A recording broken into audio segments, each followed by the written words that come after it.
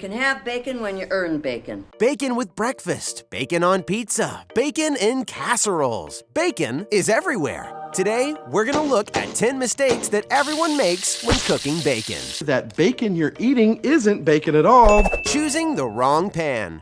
Is it the way I say pan? Pan, pan, pan. A set of tongs for the necessary and frequent turning of the bacon strips. A huge plate covered with paper towels to mop up the excess grease. And of course, a frying pan custom made for cooking the most important portion of breakfast are all essential tools for any aspiring bacon chef. While there are a few things that every baconite agrees on, such as the fact that bacon should always be cooked in a pan, the bacon world is divided on which type of pan is the finest. Some people prefer a cast iron skillet, while others prefer a non-stick skillet. A skillless, a skillless, a skillless. There are several possibilities, and keep in mind that whichever frying pan you pick, you've already made the appropriate decision by deciding to cook bacon.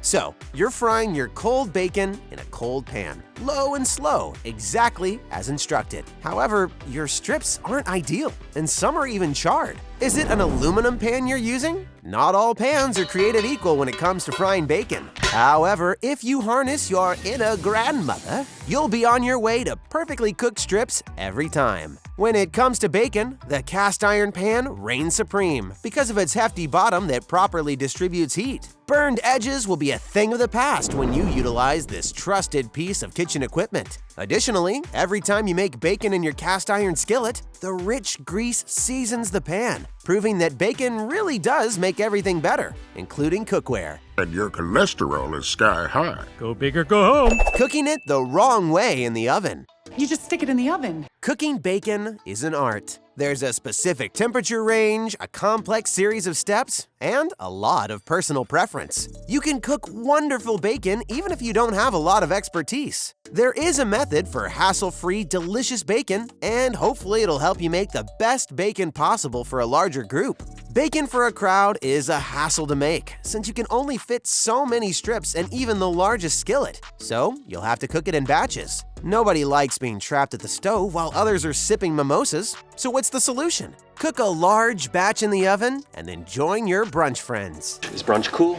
Yes, oven-cooked bacon appears to be a simple process, but there are several techniques to choose from, each claiming to be the best. We now know which method is the most effective. Wire racks, aluminum foil, parchment paper, or any other equipment is not necessary. A rimmed baking tray and a 425-degree Fahrenheit oven are all you need. Arrange your strips on a baking sheet and bake until crisp, approximately 20 minutes. Drain on paper towels. Don't worry, this bacon doesn't come out any greasier than other techniques, as long as you don't miss the paper towel stage. If you really can't give up the wire rack approach, take Alton Brown's tip to prevent the smoke detector from wailing. Try lining the pan with paper towels before roasting the bacon at 400 degrees Fahrenheit. This will absorb fat and help stop smoke from overwhelming your kitchen. One disadvantage is that there is no bacon fat to stockpile. You can't win them all.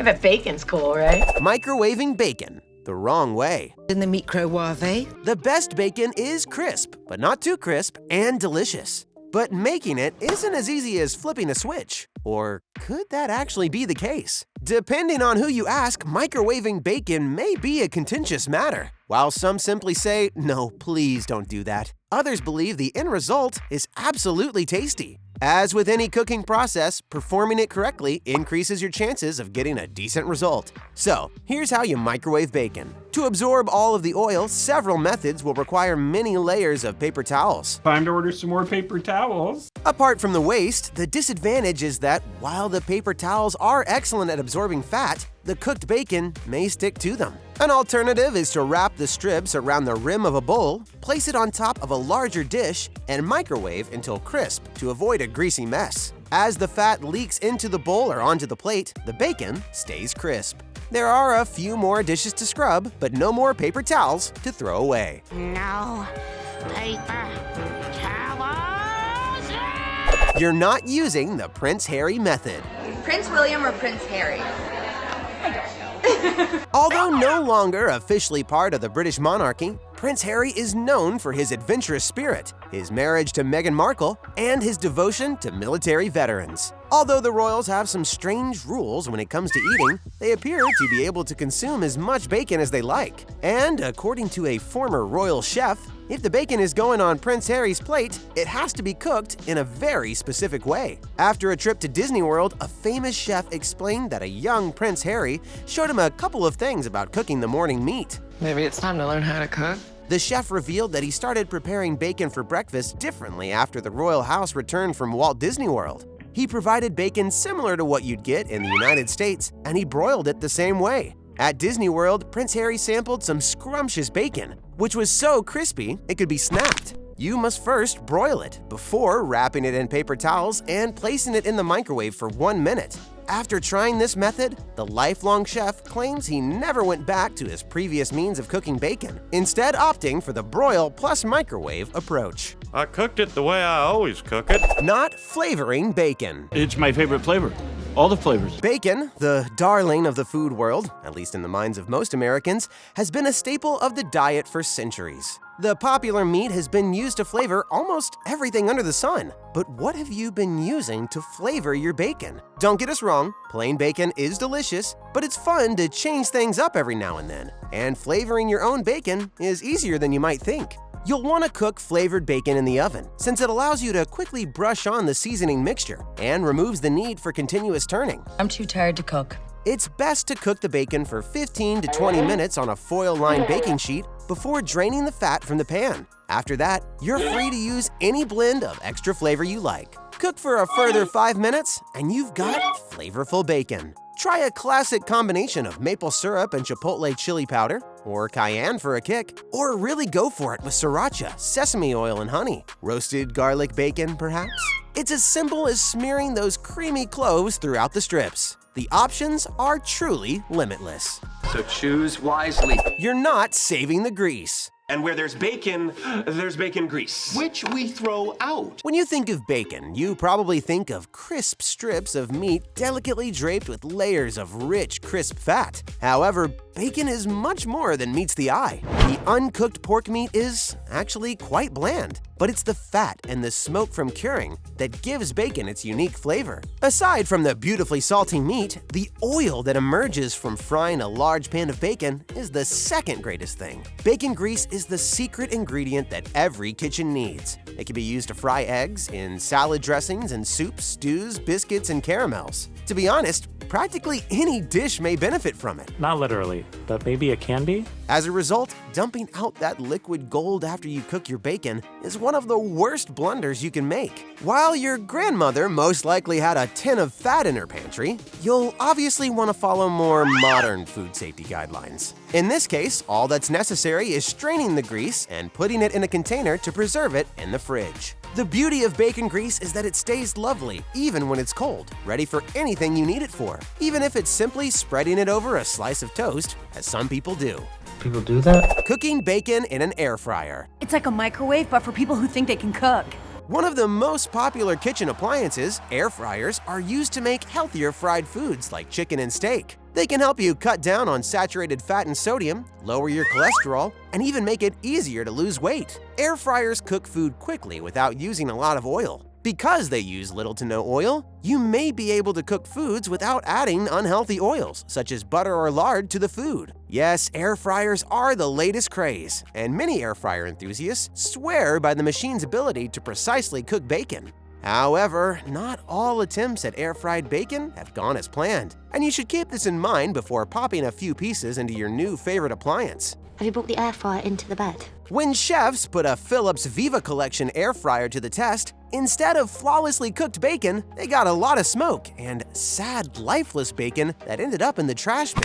Only a few minutes into the cooking process, the apparatus began to emit dense white smoke. The tray continued to fill up with bacon fat and smoke even after decreasing the heat and adding a little water to the bottom drawer. While the machine works great for already fried items, greasy bacon is a different story. You're essentially just loading up your air fryer with rendered bacon oil that ends up scorching and smoking to the point where it's nearly unsalvageable.